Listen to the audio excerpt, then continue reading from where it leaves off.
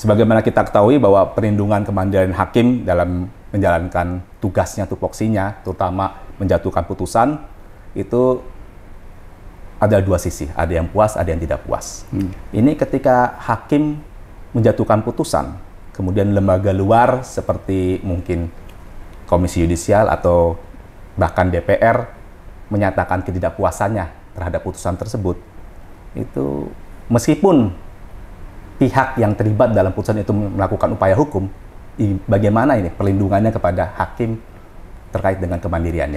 Jika putusannya itu tidak sesuai dengan mungkin harapan masyarakat, apakah itu suatu pelanggaran kode etik atau tidak? Yang ringan ini, itu dengan yang nantinya mungkin yang ada dipublish dapat hukuman sanksi berat terkait pelanggaran kode etik. Itu kedepannya nanti setelah dia selesai melaksanakan hukumannya, apakah memiliki hak yang sama dengan hakim yang lainnya terkait promosi dan mutasi dan lain sebagainya, atau apakah berbeda? Apakah dimungkinkan dalam suatu pengaduan itu jatuhnya sanksi tanpa ada proses pemeriksaan terlebih dahulu? Maksudnya proses pemeriksaan oleh mungkin Bawas atau KY, misalnya langsung ada satu kasus yang mungkin karena saking menarik perhatiannya, besar, viral gitu ya, viral ya sekarang kan ini, terus ini langsung ada rekom terhadap hakimnya atau aparaturnya untuk dijatuhkan sanksi A, B, C seperti itu, padahal proses pemeriksaannya belum pernah dilaksanakan. Nah, seperti itu. Misalnya hakim ya mempunyai kegiatan di luar kedinasannya di keorganisasian, sosial, atau organisasi yang lainnya, ini batasannya seperti apa sih batasannya ini supaya bisa menjaga independensinya?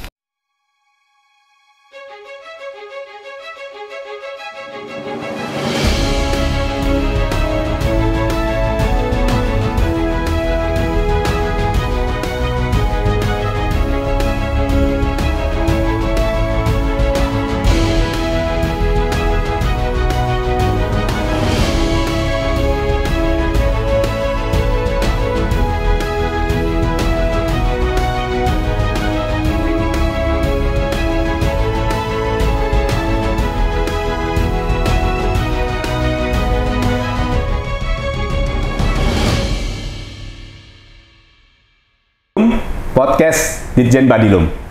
Bersama kita saat ini Sobat Badilum, narasumber kita yang mulia Bapak Haji Dwiarso Budi Santiarto, Sarjana Hukum Magister Humaniora. Beliau merupakan Ketua Kamar Pengawasan Mahkamah Agung Republik Indonesia. Pembahasan kali ini yang mulia akan mengulas mengenai hakim dan kepanitraan, hakikat jabatan dan kode etiknya. Dalam mewujudkan suatu peradilan mandiri dan berwibawa, perlu diupayakan pengawasan secara terus-menerus yang mulia, yang diorientasikan untuk memastikan agar para hakim dan aparatur pengadilan selalu menjaga integritas, menegakkan kehormatan, keluhuran martabat, serta etika. Diharapkan topik ini dapat memberikan pemahaman bahwa pengadilan dalam melaksanakan tugas dan fungsinya berlandaskan pada prinsip-prinsip kode etik dan pedoman perilaku. Topik ini diangkat merupakan tindak lanjut dari kegiatan diskusi internal di Badilum Perisai kemarin yang mulia, yaitu pertemuan rutin dan sarasehan interaktif pada bulan Oktober 2024 yang lalu. Karena banyaknya pertanyaan, antusiasme internal ya peserta internal kita saat itu, banyak pertanyaan mereka yang belum sempat dijawab oleh yang mulia sebagai narasumber pada saat itu. Nah, pada kesempatan ini kita lebih jauh ulas mengenai topik tersebut supaya memberikan penjelasan, pencerahan kepada internal Mahkamah Agung maupun masyarakat yang mungkin sebagai pengguna layanan pengadilan memerlukan bagaimana cara pengaduan dan lain sebagainya. Sebagaimana kita ketahui bahwa perlindungan kemandirian hakim dalam menjalankan tugasnya, tupoksinya, terutama menjatuhkan putusan, itu ada dua sisi, ada yang puas, ada yang tidak puas. Ini ketika hakim menjatuhkan putusan, kemudian lembaga luar seperti mungkin Komisi Yudisial atau bahkan DPR menyatakan ketidakpuasannya terhadap putusan tersebut, itu meskipun pihak yang terlibat dalam putusan itu melakukan upaya hukum, bagaimana ini perlindungannya kepada hakim terkait dengan kemandiriannya? Nah, terima kasih Mas. Jadi kemandirian hakim ini sudah diakui bukan hanya di Indonesia saja, tapi di dunia internasional. Ini suatu prinsip yang harus dijaga, kemandirian hakim. Jadi apabila ada hakim yang memutus, kemudian ada reaksi dari luar, itu saya kira harus ditanggapi biasa ya oleh hakim tersebut. Karena apa? Setiap putusan, setiap tindakan hakim itu pasti ada 3 reaksi, yaitu simpati, antipati, dan apatis. Itu dalam setiap perbuatan kita selalu itu. Makanya selama kita memutus ya dengan keyakinan kita mandiri tanpa terintervensi oleh pihak manapun, kita harusnya tetap harus tegar ya, harus yakin ya, selama putusan yang kita jatuhkan itu kita ambil berdasarkan fakta hukum di persidangan, berdasarkan hukumnya, dan berdasarkan keyakinan si hakim itu sendiri. Saya kira itu. Jadi kalau itu sudah dijalankan oleh hakim, dan saya kira KY sebagai pengawas eksternal, Bawas sebagai pengawas internal, dan pengawas lainnya, Ombudsman, BPK, dan lain-lain, KPK tidak akan bisa menyentuh kemandirian hakim. Ya. Jadi kuncinya yaitu tadi 3, kita mengambil keputusan secara adil berdasarkan fakta hukum dan keyakinan hakim, serta kita bebas dari segala intervensi, yaitu mandiri itu tadi. Bahkan jika putusannya itu tidak sesuai dengan mungkin harapan masyarakat, ya, itu apakah itu suatu pelanggaran kode etik atau tidak? Kita ini sekarang hidup di dunia medsos ya, jadi kita harus klarifikasi dulu masyarakat yang mana, ya kan? Masyarakat itu kan banyak, ya kan? Belum tentu apa yang rame itu betul-betul yang diinginkan masyarakat, ya. Kan bisa saja itu di frame sedemikian rupa, ya kan? Ada buzzer sedemikian rupa yang menumpang daripada suatu putusan itu. Saya kira ini kembali lagi ke hakimnya.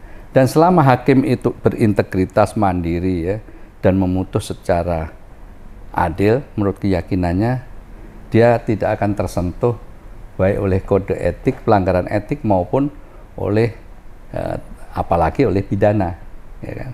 Karena hakim itu dilindungi kemandiriannya, tidak bisa dipengaruhi maupun diintervensi oleh pihak manapun juga. Baik, Yang Mulia, menarik ini. Ini terkait dengan kode etik hakim. Ya. Ini tadi sempat disinggung mengenai peran KY. Nah, ini kalau peran KY sendiri sebagai penegak penjaga kehormatan hakim ya, eksternal ya. Nah, kalau itu dalam putusannya itu berkaitan dengan ranah yudisial, gimana kedudukannya ini? Jadi peran KY di sini adalah sebagai pengawas eksternal ya, yang mengawasi ya, etika ya, pola etika dan pedoman perilaku hakim. Jadi etika dan perilaku hakim yang diawasi. Selain hakim tidak merupakan ranah pengawasan KY, misalkan ASN di peradilan ya, mulai panitera, jurusita, staf dan sebagainya, tidak. Hanya hakim, itu yang pertama. Yang kedua, pengawasan oleh KY ini hanya berlaku terhadap 8 butir kode etik ya, di luar profesional dan masalah disiplin. Butir ke-8 dan butir ke-10. Nah, ini silakan KY untuk mengawasi, untuk memantau ya kegiatan hakim selama persidangan maupun di luar persidangan. Silakan selama butir yang diawasi itu jujur, adil, arif, bijaksana, mandiri, dan seterusnya tadi sampai berperilaku rendah hati. Yang ke-9. Kita bicara mengenai ranah yudisial nih, Yang Mulia. Banyak perma dan sema yang sudah dikeluarkan oleh Mahkamah Agung untuk kesatuan penerapan hukum. Ya. Nah, apabila hakim yang bersangkutan itu dalam menjalankan tupoksinya tidak mengikuti atau menyimpangi perma dan sema yang telah ditetapkan oleh Mahkamah Agung, misalnya menyelesaikan perkara lebih dari 5 bulan atau yang lainnya, ini ada sanksinya tidak? Jadi gini, yang ditanyakan oleh Mas Budi tadi khusus mengenai penyelesaian perkara. Ya. Memang di SKKMA 214 ya, itu ada diatur bahwa untuk di peradilan tingkat pertama penyelesaiannya selama 5 bulan. Bagaimana sekarang terhadap perkara-perkara yang penyelesaiannya lebih dari 5 bulan? Tentunya Bawas atau Mahkamah Agung harus melihat kasus per kasus. Ya. Artinya bagaimana? Karena setiap kasus itu mempunyai karakteristik yang berbeda, ya kan?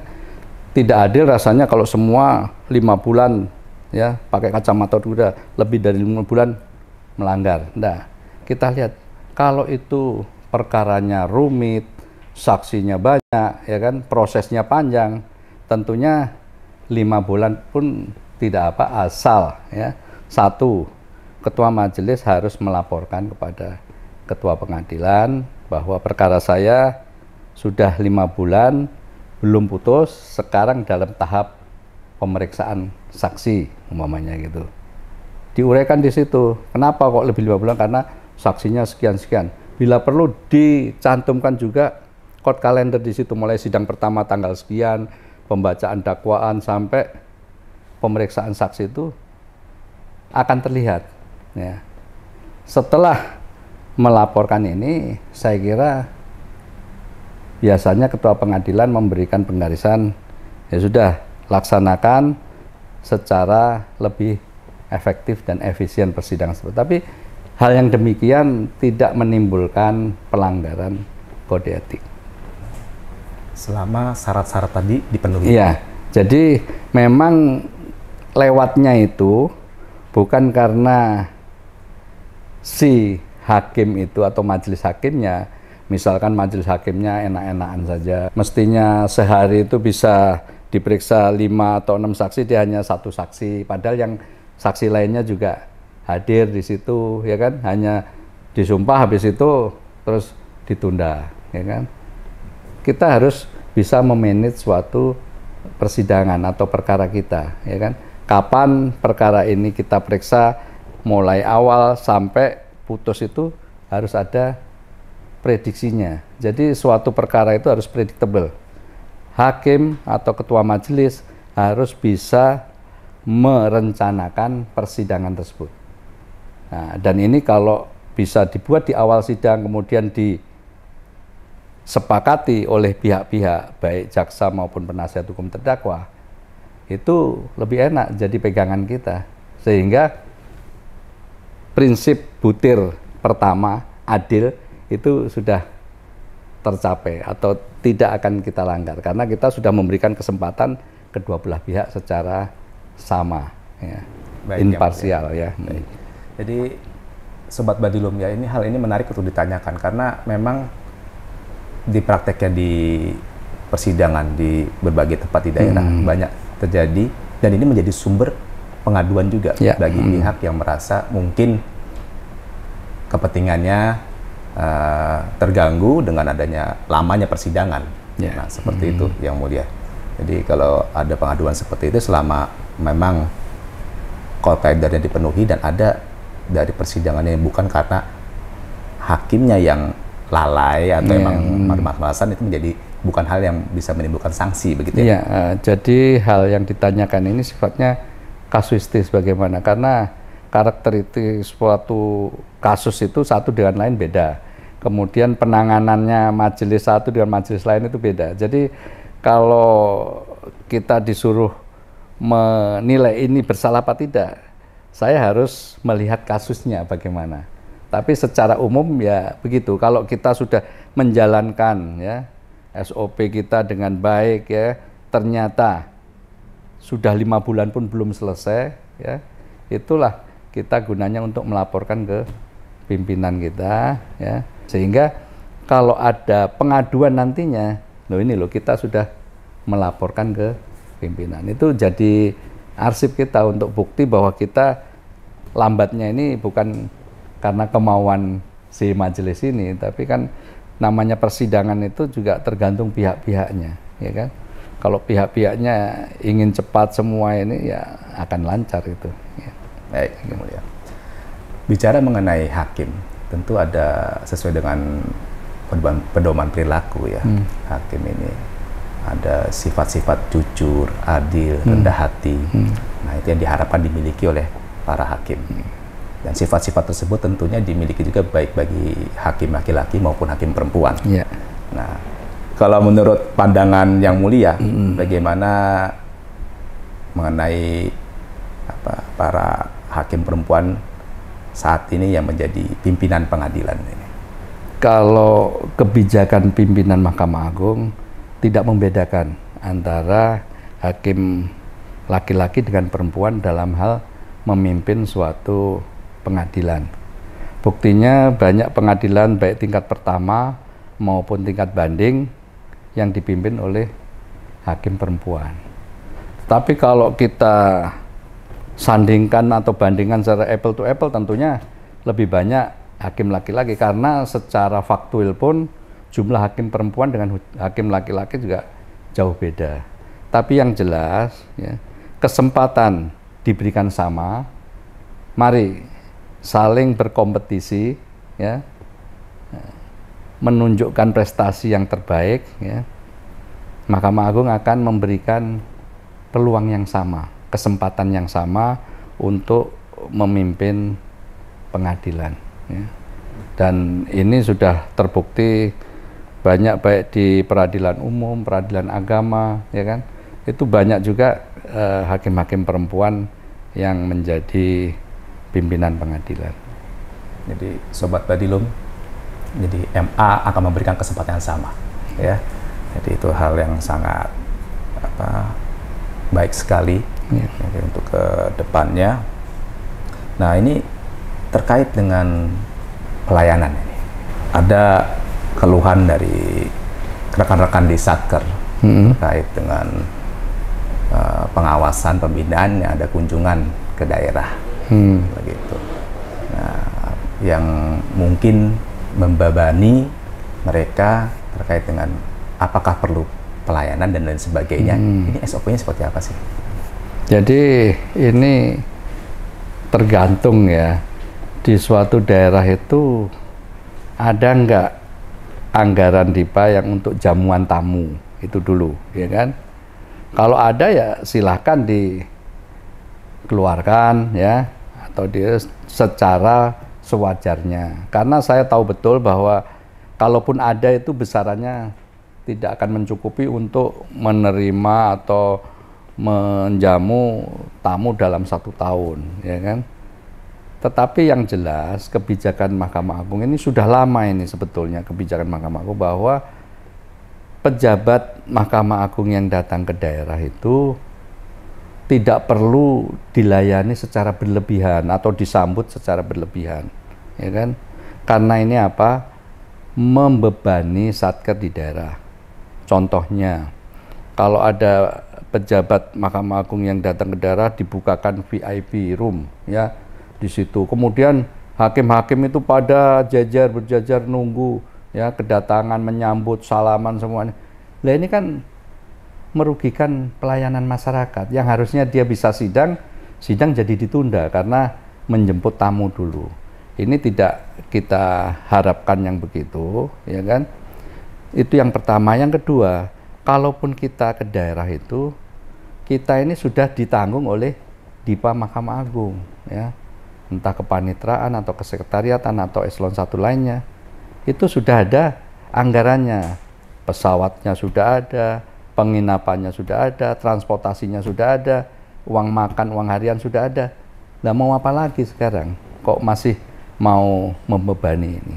Tapi kritik saya terhadap teman-teman di daerah, ya kan, kadang-kadang kalau kita tidak mau dijamu itu mereka yang oh ini kan orang tua kita, ini itu budaya itu hilangkanlah ya. Sekarang apa, kita utamakan pelayanan kepada masyarakat ya. Kalau melayani tamu dari pusat ya atau dari provinsi, itu kan paling tidak waktu kita terbuang tidak bisa melayani masyarakat pencari keadilan. Itu yang ditekankan oleh pimpinan Mahkamah Agung, utamakan pelayanan kepada masyarakat ya. Itu dulu. Kita tamu ini kan ya 1-2 orang yang jemput sudah cukup lah. Kita juga sudah tahu kok, tidak dijemput pun kita tahu kita mau ke mana, pengadilan mana umpamanya. Turun di Juanda mau ke Pengadilan Negeri Surabaya atau Pengadilan Agama Surabaya, sudah tahu kita jalannya. Nggak usah ini sambut aja di Satker, tunggu di situ. Nah, itu baik, menghemat biaya juga. Jadi, seperti yang disampaikan tadi Yang Mulia, memang ini budaya timur ya, ini susah. Mungkin tadi yang dibilang kritik Yang Mulia ini, kami di bawah kan merasa orang tuanya datang gitu kan. Ya, itu kan budaya mungkin lebih baik dihilangkan ya. Orang kadang-kadang tidak enak, ini orang tuanya datang kok dibiarkan saja. Gini, maksud saya gini Mas, budaya timur oke lah, menyambut tamu ya kan, menghormati tamu itu boleh, tapi jangan berlebihan ya kan. Umpama menjemput ya 1-2 orang aja lah, nggak apa-apa. Kita nggak akan marah kok kalau yang jemput 1-2 orang itu, kita nggak marah ya kan. Kemudian kita datang di Satker, di situ kalau budaya timur disuguhi monggo ya, umpamanya ada air teh atau kopi ya kan, atau snack, kue 2-3 macam, selesai itu sudah. Jangan sampai prasmanan kayak pesta gitu, lah. Uangnya dari mana ini ya kan? Kita tahu kan, kita anggaran di tiap Satker di daerah itu juga sudah ngepas. Kadang-kadang tidak ada anggaran untuk menjamu yang berlebihan begini kan, kita juga ini ya, nanti tamunya pulang pada hitung-hitungan potong gaji. Jadi Sobat Badilum ya, ini berita yang sangat membahagiakan ya dalam tanda kutip ya. Tentu kita menyambut dengan rasa syukur apabila memang ada perubahan-perubahan yang sedang kita lakukan. Kemarin Ketua Mahkamah Agung yang baru terpilih sudah menyampaikan dalam pidato pemilihannya bahwa akan merubah paradigma, ya, membalik piramida pelayanan. Ya, dari yang anggapannya tadi mungkin timbul kita sebagai anak, orang tua datang ini harus ngeladeni gitu, tapi betul. Piramida pelayanan dibalik bahwa orang tua ini yang harus mengayomi anak-anaknya, seperti itu Yang Mulia. Iya, jadi ini salah satu ya, bukan satu-satunya, salah satu sumber atau penyebab terjadinya penyimpangan dalam penanganan perkara atau pemberian keadilan. Karena ya ada hal-hal yang begini ini, yang berlebihan ya kan, yang merasa nggak enak ya, ini bukannya kita nggak boleh menjamu, boleh, tapi sewajarnya. Seperti tadi datang kasih air mineral atau teh atau kopi dan 2 atau 3 jenis kue daerah situ, silahkan, itu sudah cukup ya kan. Kalau makan nanti kita cari sendiri karena ada anggaran kita ini. Kita pergi ke daerah itu sudah diberi anggaran untuk makan juga. Dan makanya Yang Mulia Pak KMA waktu bertemu dengan seluruh ketua pengadilan tingkat banding, peradilan agama tingkat banding, itu ditekankan ini, jangan sampai ada yang melayani berlebihan, menyambut berlebihan, ya kan? Ini bayangkan gajinya aja banyak kita kok, masih kita mau ditraktir, itu memalukan. Siap Yang Mulia.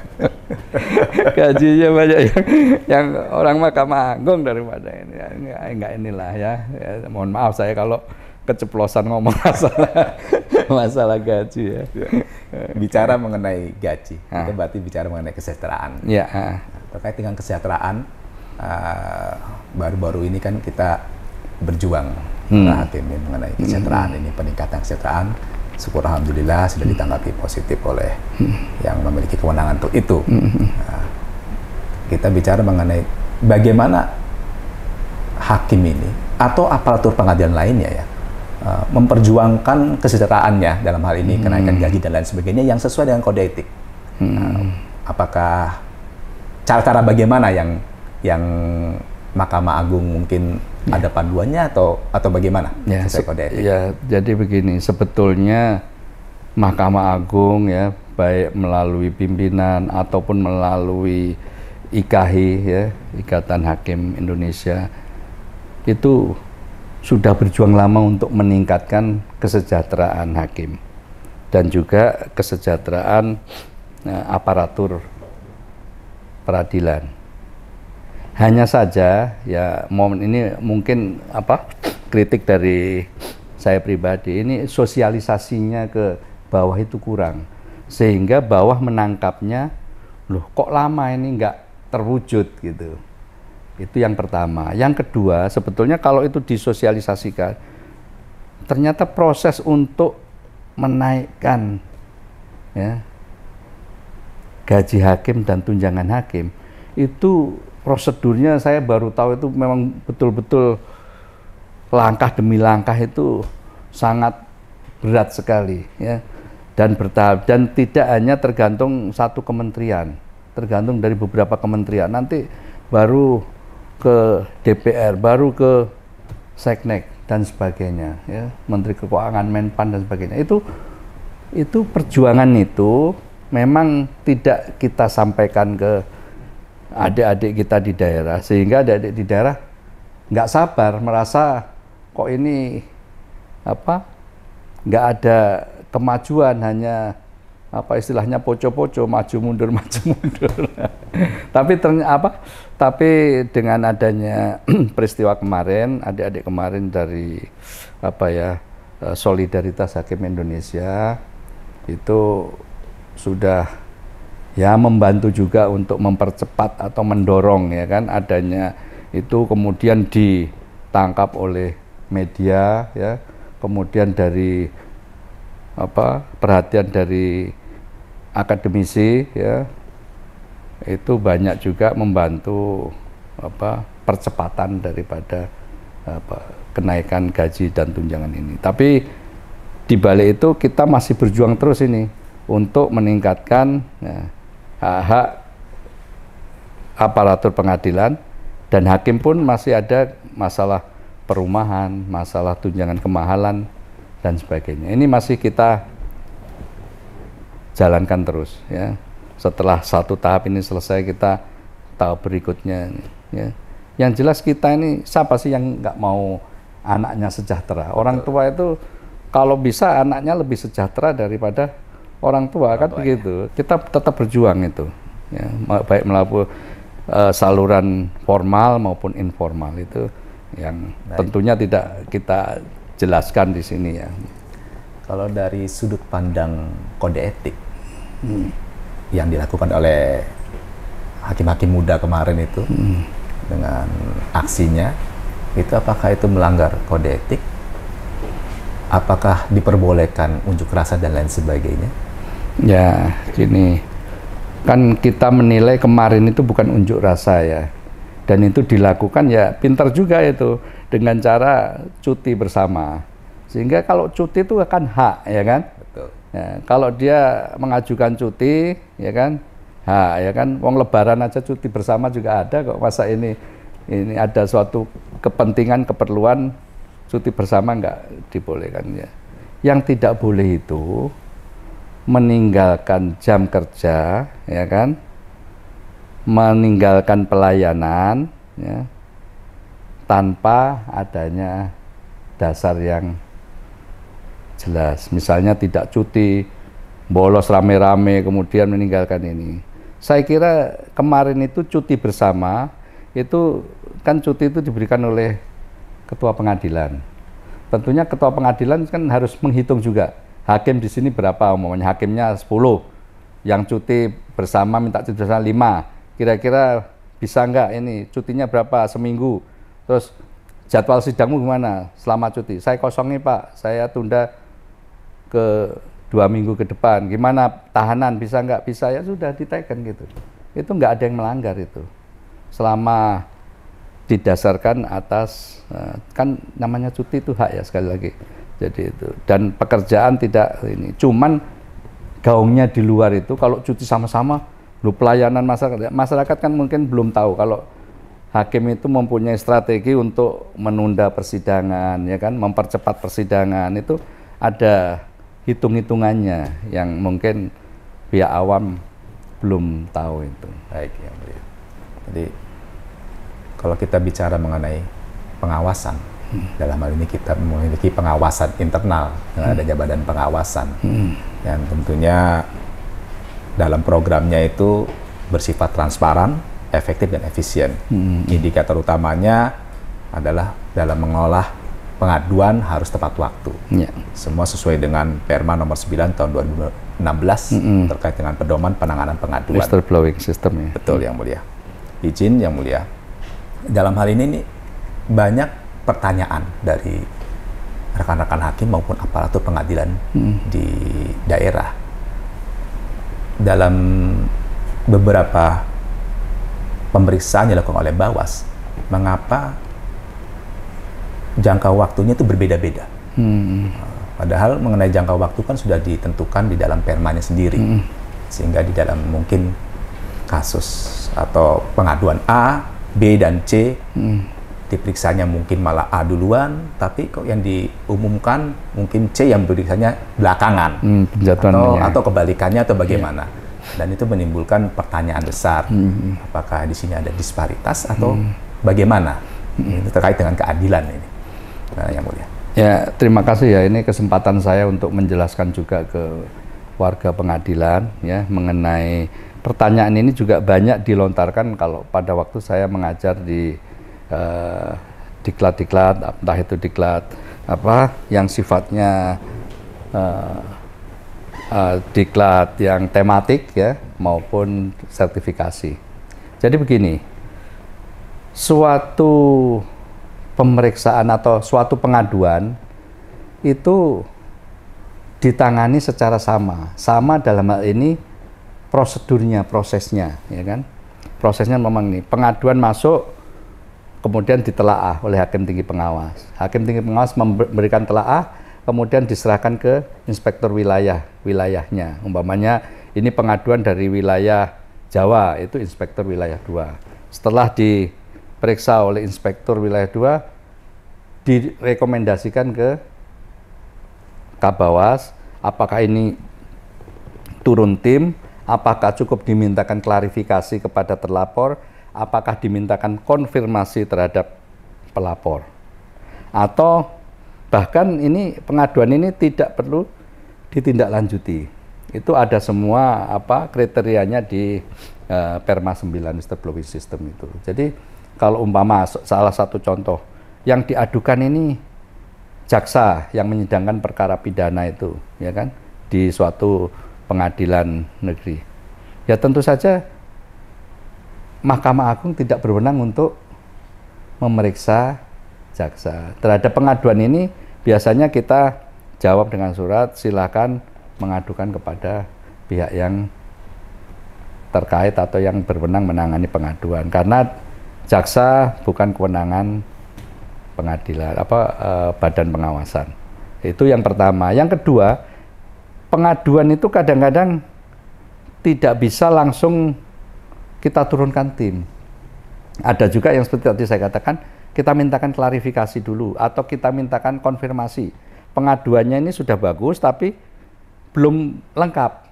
Jadi kita minta kelengkapan, lengkapi ini A, B, C, D, D. Ya. Sedangkan pengaduan yang mungkin yang datang belakangan ini sudah lengkap, bisa langsung turun tim. Jadi itu. Jadi kembali lagi ke bagaimana sifat daripada pengaduan tersebut. Apakah sudah matang, sudah bisa langsung diturunkan tim, atau cukup diklarifikasi, ya. Kalau diklarifikasi terlapor umpamanya, wah terlapor apa hakim majelis PN ini melakukan ini yang tidak. Lah, kalau kita melihat kita masih 50-50, kita surati itu pengadilannya. Ini loh kamu klarifikasi. Katanya kamu menghambat sidang gini.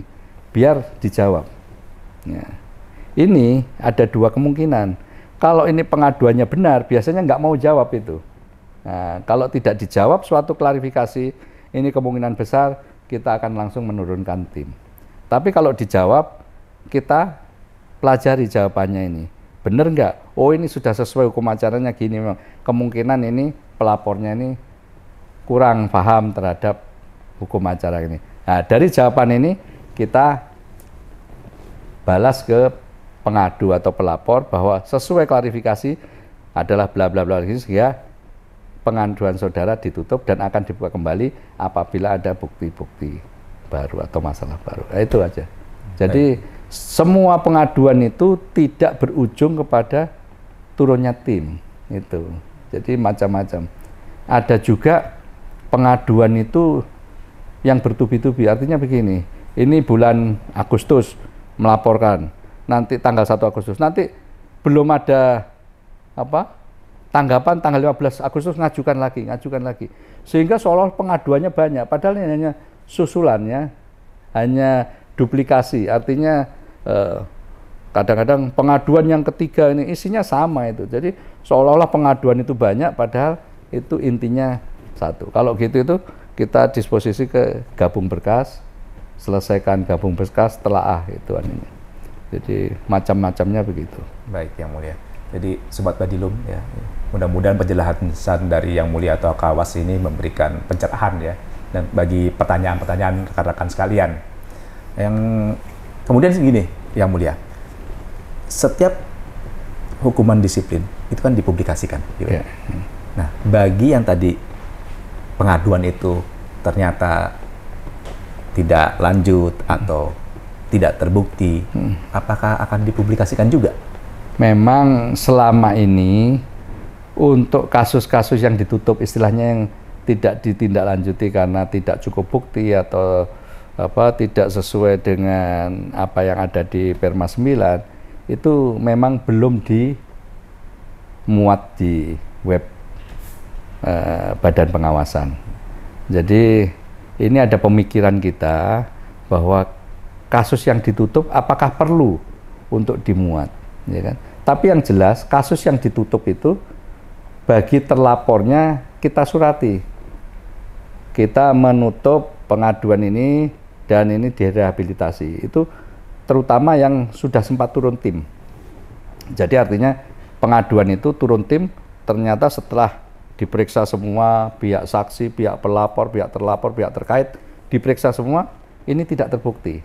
Nah ini kita surati baik pelapor maupun terlapor bahwa kasusnya ditutup dan pihak terlapor direhabilitasi. Ya hanya berdasarkan surat itu. Kita mau memuat di webnya Bawas itu masih berpikir apakah terlapor ini berkenan walaupun ini ditutup. Kadang-kadang kan si terlapor ini tidak mau juga diketahui kalau dia pernah diperiksa oleh Bawas umpamanya kan. Umpamanya hakim di Jakarta diperiksa, kan dia punya teman juga di Sumatera, di Kalimantan. Kalau dia itu diumumkan di situ walaupun ditutup, dia kadang-kadang merasa nggak enak, oh pernah diperiksa gitu ya. Jadi kita untuk yang kasus-kasus ditutup ini sementara ini belum kita umumkan. Yang kita umumkan ya yang sudah terkena hukuman disiplin, kemudian ini juga peringatan, kan ada itu. Peringatan ini yang melanggar kode etik tapi istilahnya itu derajatnya di bawah hukuman disiplin ringan. Dan diharapkan dengan peringatan ini tidak akan terulang lagi. Misalkan keteledoran untuk mengoreksi putusan, ya putusan yang harusnya umpamanya diputus tanggal 9, di situ ditulis hari Rabu tanggal 10. atau tanggal 19. Itu kan typo ya, kesalahan-kesalahan gitu itu. Ya ini kita manusiawi lah, kita berikan peringatan. Asal jangan terus-menerus. Kalau sudah ada peringatan lagi, ya akhirnya kita jatuhkan hukuman. Tapi yang peringatan ini banyak sekali. Dan pimpinan ya, yang mulia Pak KMA ini kan apa? Ya kalau ini yang sifatnya manusiawi, tidak disengaja, dan derajat kesalahannya itu tipis ya, karena kelalaian, mungkin karena capek, mungkin ini ya sudahlah, kita beri peringatan saja supaya tidak terulang. Yang terakhir ini menarik yang mulia. Ya. Yang ringan ini itu dengan yang nantinya mungkin yang ada dipublish dapat hukuman sanksi berat terkait pelanggaran kode etik.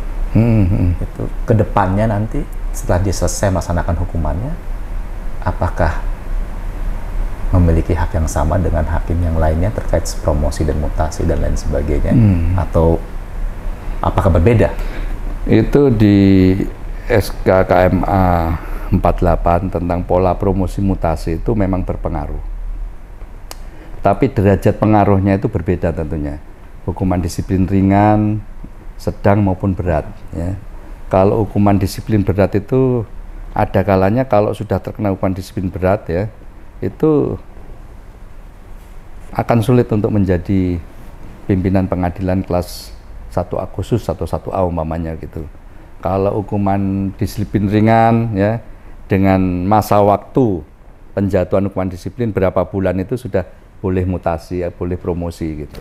Jadi ada pengaruhnya, tetapi pengaruhnya itu tergantung ringan, sedang, dan beratnya hukuman disiplin tersebut. Itu ada di SK KMA ini. Baik. Dan saya ini Mas Alma, saya infokan bahwa SK KMA 48 tentang pola promosi mutasi hakim ini sedang dalam revisi. Revisi ya, untuk ini sudah dibentuk tim Pokjanya untuk merevisi itu, kemudian nanti setelah hasil tim Pokja ini akan dirapimkan. Nah, ini nanti akan ada pembaruan, mengingat adanya perubahan hukuman disiplin untuk PNS kan, untuk ASN kan ada dari PP berapa? PP 30 ke PP 94 itu kan. Nah, itu apa? Itu berpengaruh sekali terhadap pola penjatuhan hukuman disiplin antara hakim dan non hakim ASN ya, sehingga kita perlu untuk memperbarui ya, SK KMA nomor 48 tahun 2007. Baik, 2017 atau 2007 ya, gitu. Ini kalau di spill tadi saya mendengar dari yang mulia ini berarti perubahannya itu tidak menyinggung yang hakim ya, tapi karena ada perubahan terkait dengan ASN, aturan disiplin ASN ya. Salah satu, karena untuk ASN ini sangat drastis sekali, terutama untuk hukuman disiplin sedang dan beratnya itu sangat berbeda sekali dengan yang ada di aturan kita ya. Jadi ini perlu kita kita atur kembali supaya ada keadilan antara hakim dengan ASN juga. Terkait dengan ASN ini, yang dalam topik kita adalah aparatur pengadilan di kepaniteraan. Ya, ini menarik. Kalau kita tidak salah ingat, kan kemarin ada pertanyaan nih dari salah satu yang belum sempat terjawab oleh yang mulia. Waktu di perisai itu terkait dengan di dalam SK KMA nomor 122 tahun 2013 tentang kode etik dan pedoman perilaku panitera dan jurusita ya. Ya, di pasal 6-nya kan disebutkan mengenai sabar. Nah, ini terkait dengan tuntutan di masyarakat ini, pelayanan terutama ya, membutuhkan kecepatan di PTSP maupun di pelayanan persidangan dan lain sebagainya, agar tidak terjadi benturan ini antara batasan sabar dengan kecepatan ini. Menurut pandangan yang melihat seperti apa ini? Ini titipan pertanyaan ini ya. Iya, ini sebetulnya pertanyaan yang bagus, tapi masih abstrak ya, masih abstrak. Perlu kita kita formulasikan lagi. Jadi begini, pelayanan masyarakat itu memang perlu, ya kan, cepat, ya kan, dan tepat. Ya. Tetapi terkadang, ya, masyarakat ini kan macam-macam, ya kan. Ada yang pengennya cepat, ada yang ya paham lah pekerjaan ini ASN pengadilan ini banyak, bukan saya jadi layani ini. Tapi ada yang istilahnya itu ya mendesak, kemudian bila minta ini tidak sabaran itulah. Bagaimana menghadapi masyarakat yang begini, ya kan? Kita ini tentunya sudah dibekali oleh tata cara pelayanan publik, ya kan? Terutama para petugas di PTSP, ya kan? Itu senyum sapa salam itu sudah di luar kepala itu, jadi sudah ini. Bagaimanapun, ya kan, ya, tekanan dari masyarakat, ya, kita harus menghadapi dengan standar yang sama, ya kan, berat ini. Biarpun kita jengkel, ya namanya manusia, ya, yang namanya dihujat itu kan jengkel, tapi muka harus senyum. Tapi nanti di belakang itu kita gebrak-gebrak itu, tapi jangan kelihatan orangnya, gitu. Jangan kelihatan. Kita masuk ruang kerja marah-marahnya silakan, tapi waktu di meja sidang kita ya cool gitu kan, tapi ya itu perlu latihan, perlu proses, ya kan, perlu pendewasaan. Untuk ASN juga gitu, melayani di meja pengaduan itu terutama. Bagaimana ini? Kok setiap jawabannya sabar Pak, masih diproses, sabar Pak. Kita menghadapi yang begitu ya, jangan sampai kita terpancing. Kalau kita terpancing, ya sekarang zamannya itu setiap orang punya HP. Begitu kita terpancing, kita ikut nunjuk-nunjuk, direkam, sudah habis kita. Ini habis bukannya apa ya, tapi kadang-kadang kita jadi sulit sendiri, ya, merepotkan diri kita sendiri urusannya. Nah, itu jangan terpancing. Apakah dimungkinkan dalam suatu pengaduan itu jatuhnya sanksi tanpa ada proses pemeriksaan terlebih dahulu? Maksudnya proses pemeriksaan oleh mungkin Bawas atau KY, misalnya langsung ada satu kasus yang mungkin karena saking menarik perhatiannya, besar, viral gitu ya, viral ya sekarang kan ini, terus ini langsung ada rekom terhadap hakimnya atau aparaturnya untuk dijatuhkan sanksi A, B, C seperti itu, padahal proses pemeriksaannya belum pernah dilaksanakan. Oh ya. Nah, seperti. Jadi gini, sejelas apapun kasus, ya, seviral apapun kasus, itu pasti harus melalui proses pemeriksaan dulu. Sama dengan terdakwa itu, nggak ada yang diketok vonis tanpa sidang, itu nggak ada. Tahu-tahu putusan gitu kan, terima putusan gitu kan nggak ada, ya kan. Ini untuk pelanggaran etik juga begitu, pasti ada pemeriksaan. Nah, ini kadang-kadang teman-teman itu ada yang belum paham. Pemeriksaan misalkan oleh PT, ya, Satker di tingkat banding, itu boleh memeriksa. Kan di Perma 9 itu ada hal-hal yang bisa oleh Bawas itu didelegasikan ke pengadilan tinggi. Ada hal yang tidak bisa didelegasikan. Nah, kalau didelegasikan, itu berarti PT yang memeriksa. Kemudian nanti hasilnya, rekomendasinya dikirim ke Bawas, ya kan?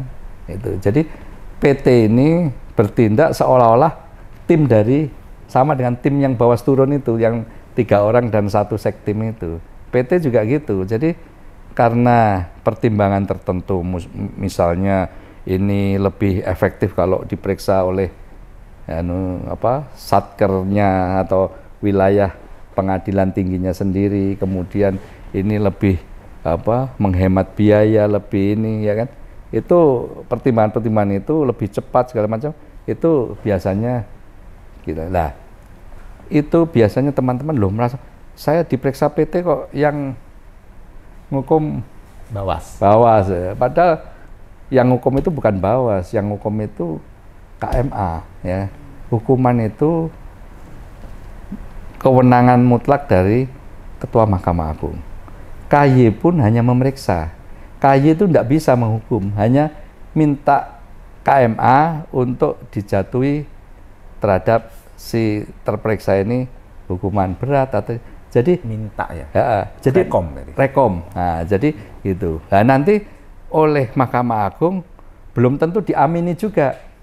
Kalau itu masalah teknis yudisial atau substansi putusan sesuai pasal 16 itu rekom itu akan dikesampingkan.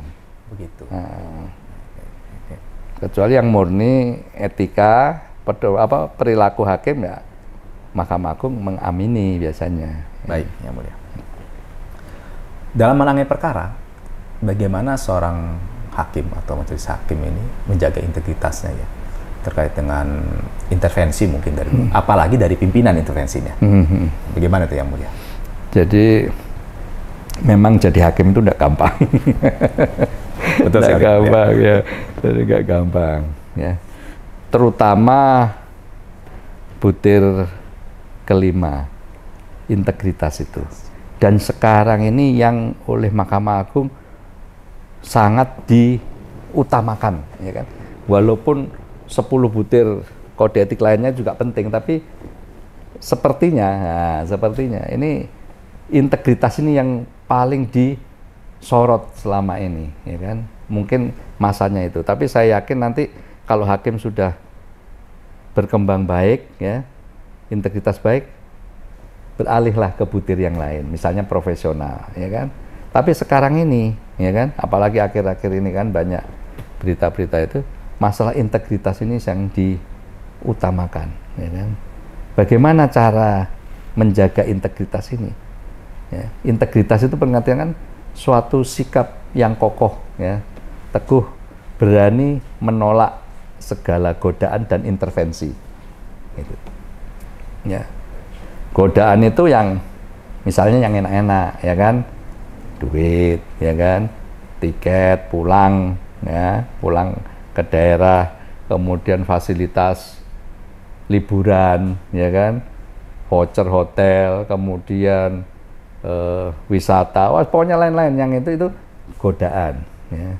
Intervensi ini macam-macam juga, mulai yang halus sampai yang kasar.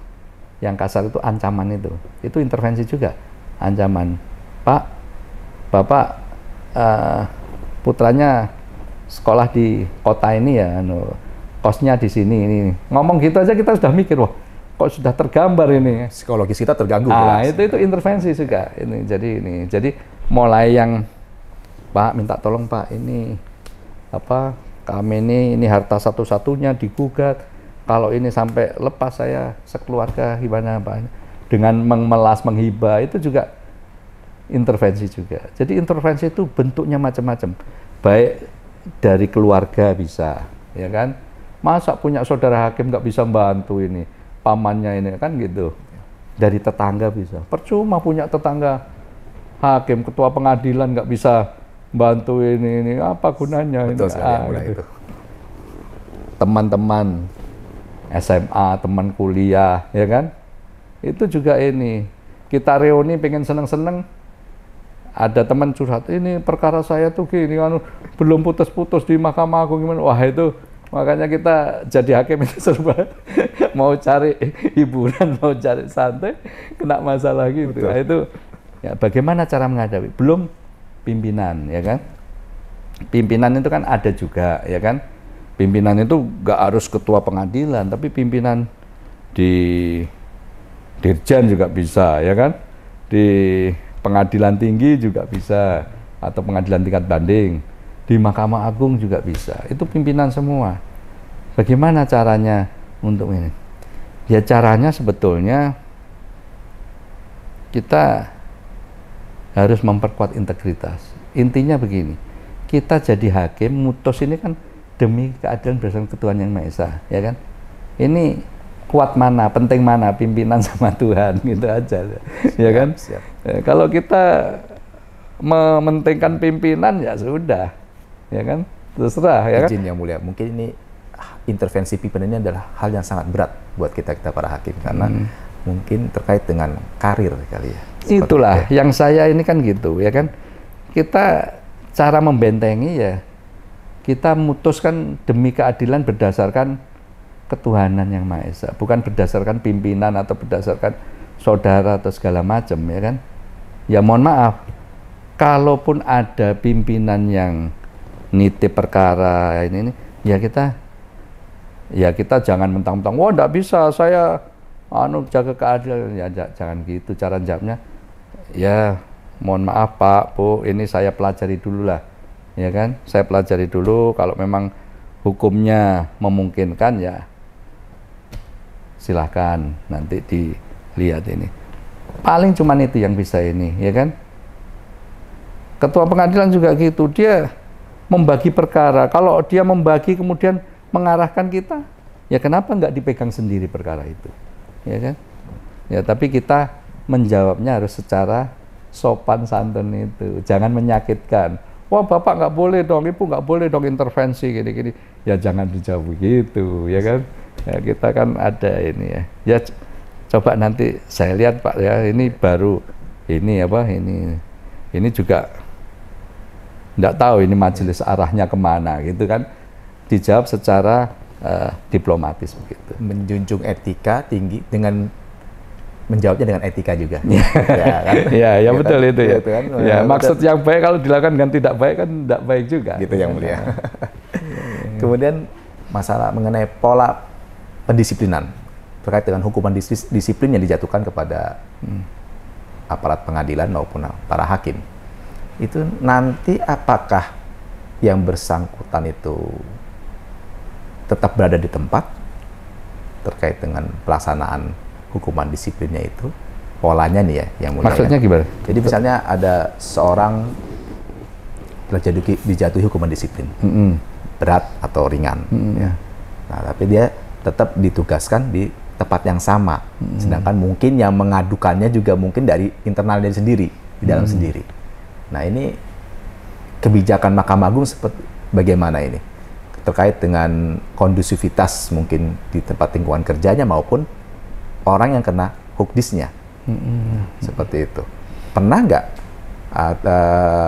ada yang dijatuhi hukdis tapi tetap berada di tempat dia berdinas, tidak dipindahkan? Oh ya, jadi gini, itu satu ya, tergantung jenis hukuman disiplinnya Pak.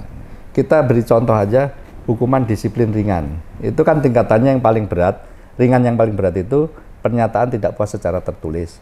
Kemudian di bawahnya itu teguran tertulis. Ringan yang paling ringan teguran lisan. Gitu. Kalau ini dijatuhkan, tentu orangnya tetap di situ dong.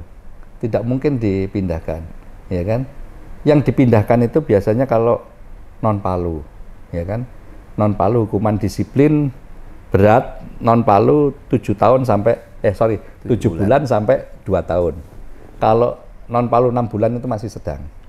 Nah, biasanya kalau non palu yang sedang maupun yang berat ini baru dipindahkan. Dan kita lihat kalau ini non palunya ini kira-kira berat 2 tahun maksimal ya, itu biasanya kita pindahkan ke luar provinsi. Ya, kalau yang di bawah itu kadang-kadang masih umpamanya ini hakim PA Tanjung Karang, itu non palunya di PTA Tanjung Karang, atau ini di PN Mempawah, ya kan? Ini PT-nya di PT Pontianak, yang satu provinsi. Jadi non palunya itu biasanya ditempatkan di pengadilan tinggi setempat. Ya. Ada kalanya juga kalau ini berat, ya, ini dipindahkan ke tidak di lingkungan PT tapi di lingkungan yang ya artinya itu biar bisa menenangkan diri lah di pengadilan tingkat banding yang kira-kira dia bisa belajar banyak di situ, artinya banyak merenung lah di situ supaya bisa memperbaiki ini. Dan ketua pengadilan tingkat bandingnya diharapkan membina di situ, membina baik dari segi akhlaknya maupun segi administrasinya. Lah nanti mendekati habisnya masa hukuman disiplin itu pengadilan tingkat banding yang ditempati oleh si terhukum ini membuat laporan ke Bawas dan ke Dirjen bahwa yang bersangkutan perilakunya bagaimana ini sudah bisa dipulihkan. Nah, itu biasanya 3 bulan sebelum berakhirnya hukuman disiplin ini ya, supaya apa? Supaya Dirjen bisa merencanakan nanti di TPM yang berikutnya dia sudah bisa dikeluarkan dari, dipulihkan, dipindahkan lagi ke diaktifkan kembali. Baik, Yang Mulia. Mencerahkan, jadi semoga yang bertanya itu kemarin di perisai menjadi terjawab. Ya, gitu. Mudah-mudahan ya. Kalau masalah itu banyak sekali. Pasti ada ini kalau yang ini. Kalau misalnya hakim ya mempunyai kegiatan di luar kedinasannya di keorganisasian, sosial atau organisasi yang lainnya, ini batasannya seperti apa sih batasannya ini supaya bisa menjaga independensinya? Ya, kalau kegiatan sosial yang tidak berkaitan dengan profesi itu saya kira bisa, ya kan. Misalkan dia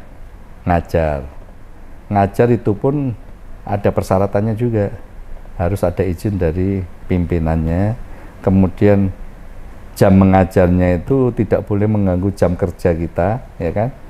Nah, kalau ada yang ngajar biasanya hakim-hakim itu hari Sabtu biasanya, kadang-kadang hari Minggu kalau memang ada kelas-kelas tambahan itu diperbolehkan. Jadi, dan pada waktu mengajar, ya kan, tentu tetap berlaku KEPPH-nya, ya kan. Kode etik itu tetap melekat pada. Ada persoalan Yang Mulia di perkembangan saat ini kan, untuk mengajar di hari Sabtu dan Minggu itu banyak kampus yang sudah jarang terkait dengan akreditasi dan lain sebagainya maupun ketentuan internalnya. Sehingga banyak perkuliahan itu dilaksanakan Senin sampai Jumat. Nah, untuk yang profesi yang berkaitan dengan profesi teknis, kadang meminta bantuan dari narsum-narsum yang dari hakim. Nah, terkait hal tersebut bagaimana Yang Mulia? Jadi gini, selama itu sifatnya tidak rutin, insidental masih boleh, ya kan? Masih boleh, ya. Sama juga seperti saya lah, ya, diminta oleh kepala Bedan, ya, untuk ngajar di Diklat umpamanya. Itu kan tidak rutin, ya kan? Itu kalau ada kegiatan, ya, itu pun kalau umpamanya masalah materi A, ya kan, tentunya di lain pelatihan materi A nggak ada, ya kan, saya juga nggak ini. Kalaupun saya ngajar, itu tidak rutin tiap hari Senin umpamanya, Senin besok, Senin minggu depannya, Senin minggu depan lagi, Senin bulan depan, itu rutin namanya. Itu yang tidak boleh. Kalau insidental, tentu boleh. Karena apa? Harus diingat bahwa tupoksi hakim itu kan bersidang, ya kan, melayani masyarakat, memberikan keadilan itu. Sedangkan yang sampingan ini, ya kan, yang tambahan ini, ya bolehlah dharma bakti si hakim ini, ya kan, untuk dunia pendidikan, ya kan, asalkan ya tadi jangan rutin, ya kan, insidental.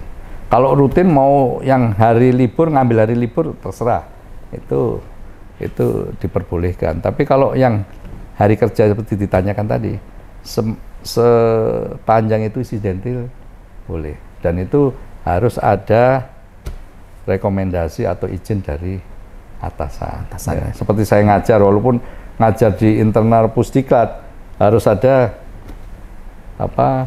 perintah ataupun disposisi dari Yang Mulia Pak KMA. Pokoknya Pak Tua Kawas silahkan dipenuhi narsum gitu.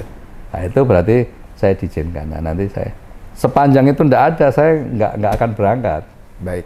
Walaupun untuk internal ya itu. Baik. Apalagi kalau ngajar di luar, ya kan.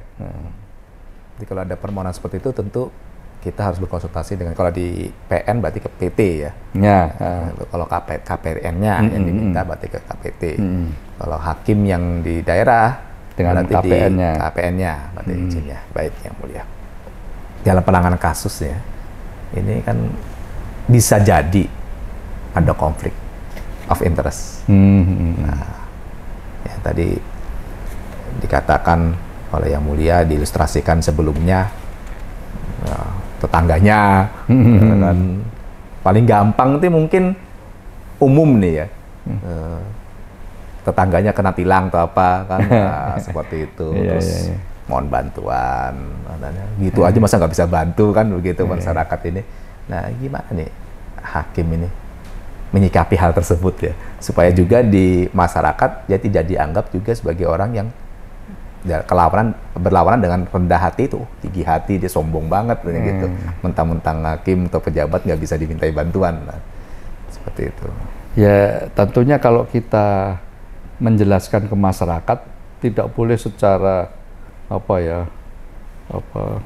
letter luck, secara aturan normatif gitu, nggak. Oh ini melanggar ini KIPPH, peraturan surat keputusan bersama KMA, yang nggak masuk di situ ya kan.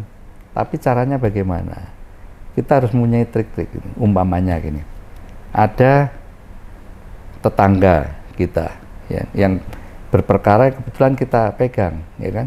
Kalau itu dihubungkan dengan konflik of interest, kita bisa mengajukan hak undur, ya kan, karena ada persinggungan ya, kekerabatan dalam ini tetangga. Kalau dalam saya ini ya, ini Mahkamah Agung akan mengeluarkan SK KMA tentang penanganan konflik kepentingan. Benturan kepentingan. Benturan kepentingan. Jadi ini nanti akan memperluas, bukan hanya konflik kepentingan langsung, tapi yang berpotensi akan timbul konflik kepentingan itu bisa dihindari. Oh, berarti potensi pun kita bisa ya. Nah, yang disebut potensi itu apa? Kalau yang sudah fakta yang seperti sekarang ada di Undang-Undang Kekuasaan Kehakiman, yang ada di KUHP ya, kan derajat ketiga, ya kan, perkawinan apa segala macam bla bla bla, itu kita wajib mundur, ya kan. Suami istri baik sudah bercerai, ya kan, itu kita wajib mundur kalau itu sebagai pihak. Tapi yang bagaimana yang potensi, ya, potensi adanya konflik kepentingan di luar negeri itu potensi ini diatur. Jadi ini Mahkamah Agung akan membuat SK KMA mengenai untuk sikap hakim dalam menghadapi konflik kepentingan ini, konflik of interest, ya kan. Ini kita masukkan hal baru, yaitu potensi adanya konflik kepentingan. Artinya gini, nanti kalau SK KMA ini ditandatangani oleh Yang Mulia Pak KMA, nanti ini untuk awalnya akan diperlakukan di lingkungan Mahkamah Agung dulu. Ya, nanti ini pilot projectnya lah Mahkamah Agung. Jadi gini, nanti hakim-hakim agung, hakim di Mahkamah Agung seperti asisten, ya kan, kemudian panitra muda, ya kan, yang di kepanitraan maupun di ini, dia harus sekali mendeklar, ya, keluarganya, ya, kemudian afiliasi sosial. Terafiliasi sosial itu maksudnya pertemanan, teman yang betul-betul akrab, ya. Artinya kalau Mas Budi ini punya teman akrab, ya, jadi pengacara gitu, masukkan aja namanya, gitu. Nah, kemudian afiliasi keuangan, misalkan punya saham di PT ini Citylink mamanya ya, Citylink gitu, sahamnya di situ punya ini. Nah, begitu ada perkara, ya, dan Mas Budi ditunjuk sebagai hakimnya, itu bisa mengundurkan diri, mengajukan pengunduran diri. Ini Pak, sesuai dengan declare kami. Oke. Nah, ini adalah sahabat saya dulu waktu kuliah, kita belajar bareng, makan bareng, ya. Kadang-kadang saya tidur di rumahnya, kelompok belajar sama. Nah, sekarang dia jadi pengacara. Ini sudah saya declare ini. Begitu ini dia membela kliennya, dan perkara saudara pegang, saudara bisa mengajukan hak undur. Nah, itu ada tata caranya diatur di rancangan SK tersebut. Jadi bagus ini yang mulia. Ya, itu yang selama ini terjadi kan hanya konflik kepentingan. Ini potensi pun seperti di Amerika itu sudah diatur ini, sehingga apa? Sehingga ini akan menjaga integritas hakim. Jadi ini pihak jadi percaya kan, pihak lawannya, oh iya dia mundur ini, oh berarti ya, kalau dia nggak mundur ya kan, ini kan berarti wah ini menggunakan kesempatan untuk bargaining atau apa, mengurangi apa integritas tadi, menciderai integritas. Jadi ini ya mudah-mudahan dalam waktu dekat inilah, ini masih dalam tahap pembahasan di tingkat pimpinan. Kita tunggu yang mulia. Iya. Karena ini penting sekali dan sangat membantu kami di daerah. Itu tadi terkait dengan conflict of interest. Kalau hakim memberikan konsultasi bagaimana? Nah, konsultasi ini sifatnya bagaimana ya? Jadi konsultasi ini kalau ke keluarga kan boleh, ya kan? Kalau itu ke teman, apalagi ke pengacara, itu sama dengan memberikan legal opinion ya nggak boleh. Nggak pas ya kalau gitu ya. Nggak boleh. Karena apa? Gini loh, ini yang patut dimaknai oleh hakim-hakim. Kadang-kadang kita memberikan apa legal opinion, ya kan? Umpamanya teman kita itu ada masalah hukum gini-gini, kita memberikan legal opinion gitu. Belum tentu pendapat kita ini sesuai dengan putusan, ya kan? Hakim kan macam-macam. Hakim itu ada yang meninjaunya secara normatif, ada yang meninjaunya secara sosiologis, ya kan? Nah, sehingga apa yang kita sarankan ini, kalau tidak sesuai dengan putusan nanti dianggap, oh hakimnya masuk angin, hakimnya menerima suap bagaimana. Nah sebaiknya dihindarkan begitu. Kalau bisa ya masyarakat kan loh, hakim ini yang mutus ada 3, ya kan? 3 itu belum tentu sudut pandangnya sama dengan sudut pandang saya yang ada di luar ini. Mereka yang di dalam yang menangani kasus secara bareng-bareng bersama aja, kadang-kadang musyawarah itu bisa ramai, bisa ini, apalagi kita yang di luar. Nanti saya ngomong, oh iya betul, buktimu kuat, kabul itu. Ternyata oleh majelisnya di NO, ya kan, kurang pihak apa. Nah ini kan menjadikan apa yang dihindari ini, menjadikan si teman kita itu menilai hakimnya itu, oh itu nggak adil, salah putusannya, ya kan. Yang namanya hukum itu dari sudut pandang mana, reasoningnya bagaimana, ya kan, logika hukumnya bagaimana. Itulah yang lain dengan ilmu eksakta ya. Kalau 2 tambah 2 tanya ke saya jawab 4. Nanti tanya ke hakim lain ya pasti 4. 2 tambah 2 kan itu karena pasti. Tapi kalau ilmu sosial terutama hukum atau kasus itu tergantung dari sudut tinjau pandangnya di mana, ya kan? Gitu. Ya. Nah, kalau yang mulia berpandangan terkait dengan hakimnya ini, misalnya hakimnya, dia juga juru bicara, juru bicara ditunjuk oleh SK Ketua pengadilan. Nah, terus kebetulan yang ditanyakan oleh pers ini adalah perkara yang dia tangani. Nah, dia kan harus memberikan komentar di situ. Ya, iya kan. Ini bagaimana nih? Ya, selain juru bicara kan ada humas, ya kan. Lebih elok kalau masalah yang kita tangani itu jangan kita yang menjelaskan, ya kan. Artinya apa? Terutama putusan ya, ngomentari. Mengapa hakim tidak boleh mengomentari putusannya? Karena hakim itu sudah diberi senjata ya seluas-luasnya kita membuat putusan yang seadil-adilnya, seluas-luasnya dengan pertimbangan apapun. Sehingga apa? Kita tidak boleh membela putusan kita. Umpamanya putusan kita, kenapa saudara kok nurunkan hukuman diskon sunat sunat hukuman dari sekian jadi sekian gini. Kita nggak boleh menjelaskan. Kita paling bisa sudah baca putusannya belum secara lengkap. Kalau belum baca, di situ sudah ada alasan saya untuk ini. Itu aja. Ini. Kalau kita menjelaskan, oh itu karena dia belum pernah dihukum, dia ini anu. Itu salah, justru salah. Ya kan? Karena putusan hakim itu tidak perlu dibela.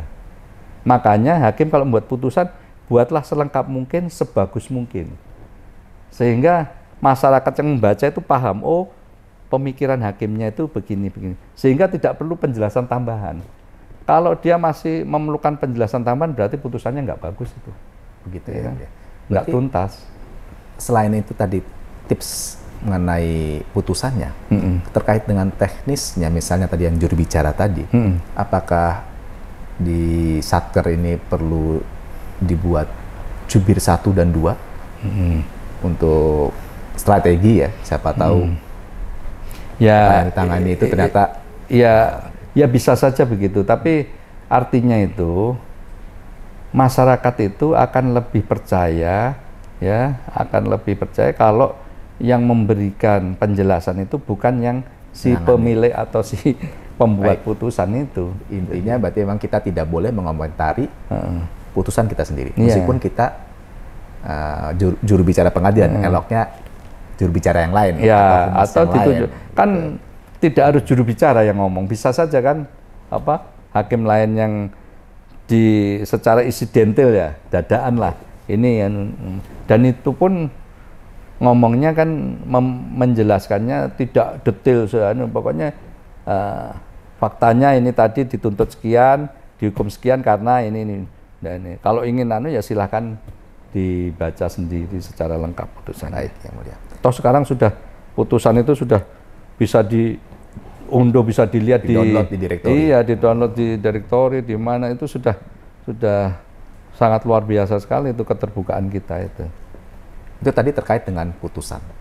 Kalau terkait dengan peraturan hukum, misalnya ada negara ini atau pemerintah dengan DPR mengeluarkan undang-undang baru atau apa, apakah hakim secara pribadi, mengeluarkan pandangan pribadi dia,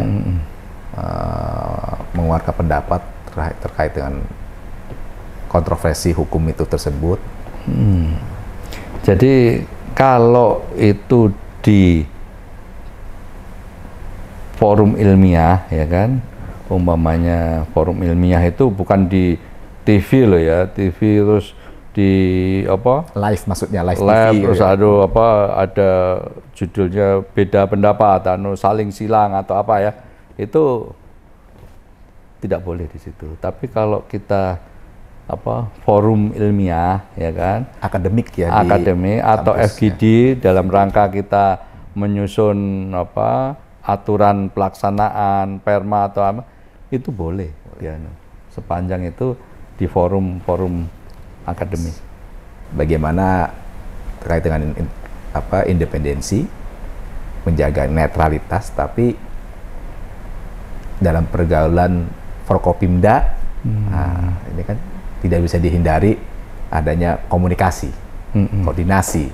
Nah, itu gimana cara menghindari kesan supaya tetap terlihat, maksudnya menghindari kesan bahwa kita berpihak, tapi tetap terlihat kita seperti yang diinginkan oleh PP-nya, bahwa kita sebagai lembaga pemberi nasihat buat pimpinan daerah, gitu. Tidak terlibat dalam keberpihakan, maksudnya seperti itu. Ya memang ini saya lihat ada yang kurang pas di Forkopimda ini, terutama menyangkut masalah kedudukan ketua pengadilan sebagai penasihat, ya kan. Oke-oke saja penasihat ya, tapi nanti ujung-ujungnya kalau ada masalah atau perkara kan larinya ke pengadilan juga. Ya kita kan? yang menyelesaikan. Ya, kita yang menyelesaikan. Jadi satu ya, nasihat sih boleh saja, beri nasihat yang normatif. Itu normanya, umpamanya Pak ini ada komunitas ini ingin mendirikan ini, gimana kita berikan IMB enggak, gini. Ya berikan aturannya, normatifnya gimana, ya kan? Kalau harus diberikan ya berikan Pak, harusnya ini. Ya, kalau di alasan politis tidak memberikan izin segala, ya nanti resikonya kalau digugat kalah, kalau kalah Bapak malu. Itu aja resikonya, sebutkan di muka begitu. Nah, Itu yang pertama. Yang kedua, yang lebih menjadi ganjalan saya itu adanya pemberian, entah itu uang rapat atau uang bensin, entah apa, uang bulanan terhadap pengadilan atau ketua pengadilan sebagai penasehat Forkopimda ini. Ini sudah ada di kode etik kita bahwa pemberian yang sifatnya rutin ya dari pemerintah daerah itu tidak boleh. Ya, tidak boleh. Pemberian yang boleh itu kepada institusi yang sifatnya tidak rutin, yang bersifat hibah, ya, dan ada serah terimanya hibah, kemudian dilaporkan ke daftar barang milik negara BMN. Ya. Izin yang mulia, ini menarik ini, karena di dalam PP nomor 12 ya tahun 2022 di pasal 29-nya kan disebutkan bahwa pendanaan Forkopimda itu berasal dari APBD. Jadi dianggarkan memang melalui APBD. Tapi terkait dengan kode etik tadi, nah, sedangkan di lain pihak ketua pengadilan mungkin di dalam Forkopimdanya itu mungkin ada yang menerima honor, tapi itu honor itu ada di dalam APBD-nya. Itu bagaimana? Walaupun ada di APBD itu tidak bisa, ya. Kalau yang sifatnya rutin tadi. Rutin ya. Kan ada yang bulanan kan, bulanan kita diberi amplop honor bulan Januari, kita tanda tangan, kita lihat instansi lain A, B, C, D itu nerima. Oh ya kita nerima ini. Bulan depannya juga itu enggak boleh. Itu enggak boleh, ya kan? Sudahlah, yang begitu itu lebih baik kita tolak secara baik-baik, halus itu. Wibawa kita tambah terangkat nanti di mata kepala daerah, ya, di mata teman-teman yang lain, ya kan? Uangnya enggak seberapa, tapi kehormatan kita ini yang kita jaga, ya kan? Dan kita enaknya apa? Kalau ada masalah, ada apa? Kita masih bisa netral kan, ya, tidak terpengaruh. Di situ ya yang mulia. Tidak sungkan, ya kan? Ya, mungkin pembuat kode etik itu sudah berpikir jauh, ya kan? Biasanya kan kalau kita dibaikin orang itu kan ingin membalas kebaikan itu. Betul. Nah, ya kan sifat kita gitu. Tapi kalau barternya dengan pelayanan, dengan inilah itu kan terkait dengan tugas kita ya, gitu ya. itu kan yang enggak ini. Baik. Apalagi ada yang dirugikan, ya kan? Kalau itu berhadapan-hadapan antara penggugat dengan tergugat, yang satu dibantu kan pasti yang satu dizolimi, dirugikan. Ya. Tapi tadi poin yang saya garis bawahi adalah kalau itu berupa hibah, itu kita pengadilan itu masih diperbolehkan ya? Ya. Tentunya sesuai dengan Perma nomor 5 tahun 2022 ya, Ya. tentang hibah itu. Jadi gini, untuk hibah itu kan kita harusin umpamanya wali kota itu bilang, Pak, ini pagar pengadilan ini sudah berkarat, sudah miring. Bagaimana kalau kita perbaiki, ya kan? Loh kenapa, gitu kan? Tanya kan, gengsi kan, nggak langsung iya gitu. Loh kenapa? Ya ini mau ada penilaian adipura umpamanya. Nanti kalau gara-gara pagarnya pengadilan ini kurang bagus, penilaiannya jadi ini karena pengadilan ini ada di jalan protokol kan anunya ini. Nah, ini jamnya boleh silahkan, tapi modelnya harus prototip pengadilan, jangan dibuat umpamanya wah karena ini di daerah Jawa Tengah harus dibuat kayak candi pagernya itu itu beda dengan prototip yang digariskan oleh Mahkamah Agung, itu tidak boleh satu itu. Kedua, untuk pengadilan hanya menerima bentuk barang, yaitu pagar itu tadi. Tidak boleh menerima uang, kemudian kita yang membelanjakan, jangan. Terserah siapa yang mengerjakan, siapa pengawasnya, siapa perencananya. Yang penting seperti ini loh. Nah, kita nerimanya jadi itu. Wah, terserah nanti biayanya berapa, ya kan? Lelangnya dimenangkan siapa, pengawasnya siapa, itu kita tutup mata. Yang penting jadi. Nah, dan setelah jadi dibuatlah serah terima hibah tadi dari pemerintah daerah ke pengadilan. Jadi G2G, government to government, ya kan? Nah, jadi uang pemerintah di saku kiri pindah ke pengadilan di saku kanan. Jadi kan nggak ada hilang itu. Dan yang terakhir dicatatkan di BMN. Jadi setelah itu selesai ada serah terima, segera didaftarkan di daftar barang milik negara. Jadi pribadi tidak dapat sepeser pun. Nah itu yang diperbolehkan. Ya, itu yang baik. Terakhir Yang Mulia, Ya. sebelum kita menutup, ini mohon penjelasan Yang Mulia terkait dengan mungkin ya apa yang sudah terjadi akhir-akhir ini di Surabaya, seperti itu ya. Jadi ada beberapa pandangan masyarakat yang menyatakan kan, kok internal Mahkamah Agung ini mungkin dalam tanda kutip lambat sekali. Katanya sudah meriksa, diadukan hakim-hakimnya, tapi kok hingga terjadinya dugaan tidak pidana kemarin itu, kok hasil dari pemeriksaan Bawasnya kok belum juga diumumkan. Ya. Itu bagaimana itu? Jadi ini khusus untuk kasus Surabaya ini ya. Ya, dan mungkin penjelasannya apa kebijakan Mahkamah Agung kok kenapa tidak segera terhadap hal-hal seperti itu, atau mungkin ada kriteria mungkin ya sehingga Bawas dalam hal ini tidak segera mengumumkan hasil dari pemeriksaannya. Ya. Gitu. Jadi begini, di Perma 9 itu ya, pengaduan atau peristiwa ya yang salah satunya Bawas tidak bisa turun itu apabila yang bersangkutan sudah ditangani oleh aparat penegak hukum.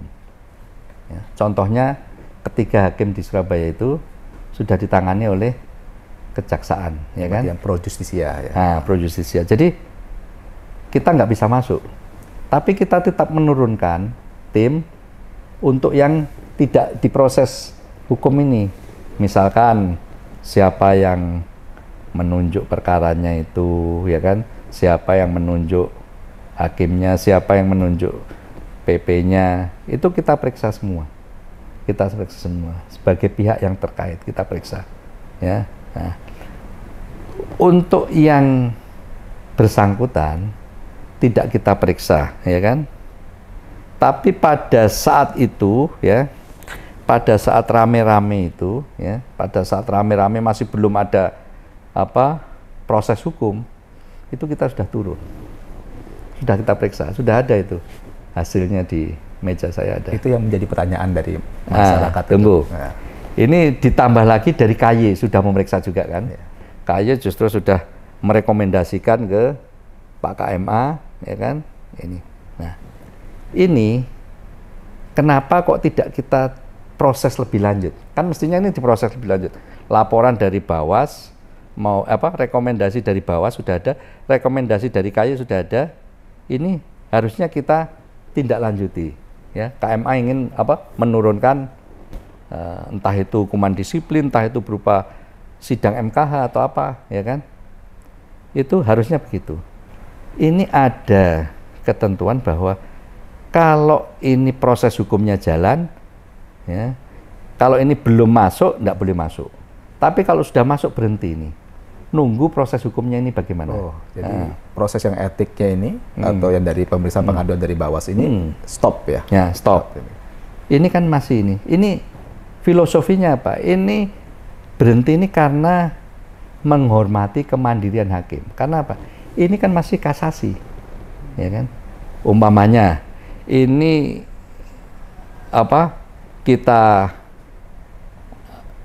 ini tadi belum ditangkap ya. Ini masih proses kasasi. Belum maksudnya ini dalam perkara ini ternyata materi atau perkara yang ditangani ada upaya hukum. Ada upaya hukum. Sehingga menjadi bagaimana? Ini tentunya hukuman disiplin bagaimana atau tindakan bagaimana kita keep dulu. Karena apa? Kita takut mempengaruhi proses hukumnya. Contohnya gini, umpama ya kan, sedang proses hukum belum diputus oleh hakim kasasinya, kita nyatakan ini bersalah, ini. Hakim kasasinya terpengaruh, oh salah, berarti putusannya juga salah, harus dibatalkan. Itu kita tidak ingin mempengaruhi itu. Oke, jadi reasonnya ini justru menjaga kemandirian hakim dalam proses perkaranya itu. Proses perkaranya itu. Nah, ini dalam proses perkaranya, ini sudah diperiksa ini.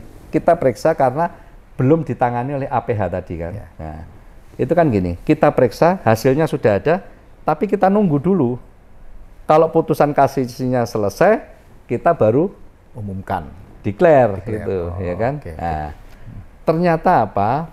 Putusan kasasi tanggal 22 dinyatakan putusannya salah, dibatalkan, ya kan? Dihukum 5 tahun itu kan, Betul. yang tadinya bebas kan disalahkan itu dibatalkan oleh Majelis Kasasi. Nah, ini mestinya sudah bisa jalan toh.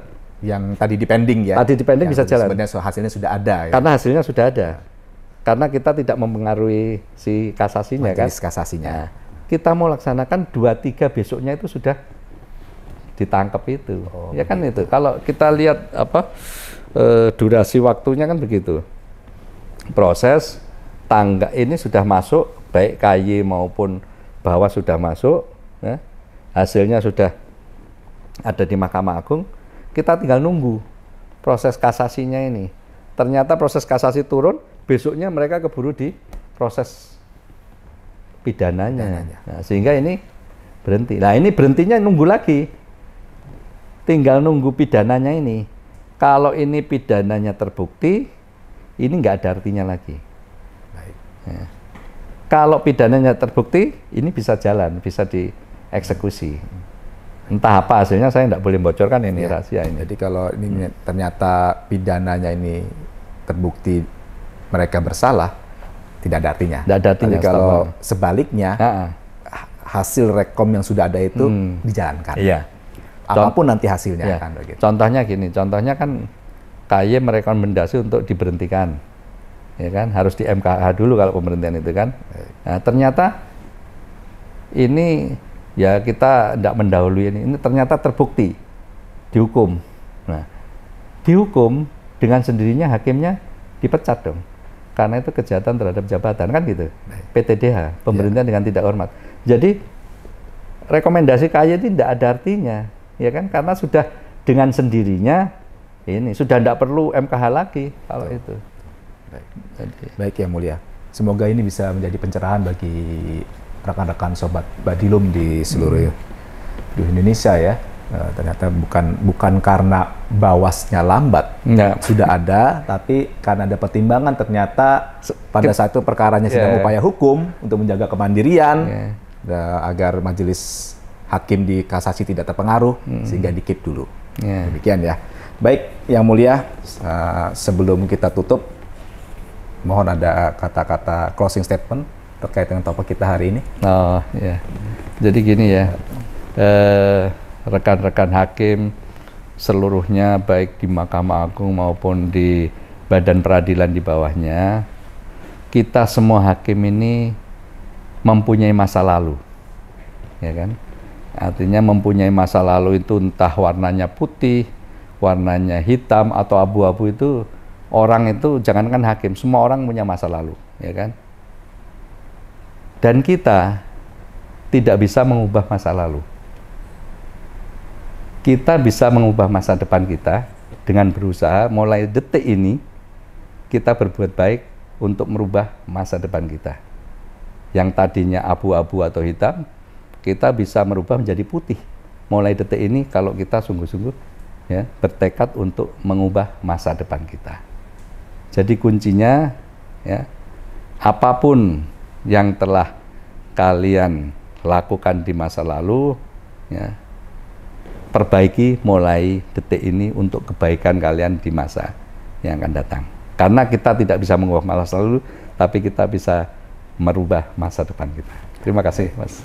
Demikian closing statement dari Yang Mulia Toaka Pengawasan. Sebelum saya tutup, izin untuk pantun dulu. Yang Mulia. Jadi, Pak Halim main catur di Pademangan. Cakep. Sambil makan ubi rebus bersama Pak Agung. Cakep. Hakim dan aparatur peradilan harus bersinergi dan berintegritas untuk mewujudkan badan peradilan yang agung. Ya, mantap. Baik, rekan-rekan Sobat Badilum, sampai bertemu lagi di episode selanjutnya dalam podium yang membahas kebijakan-kebijakan Mahkamah Agung lainnya. Salam integritas.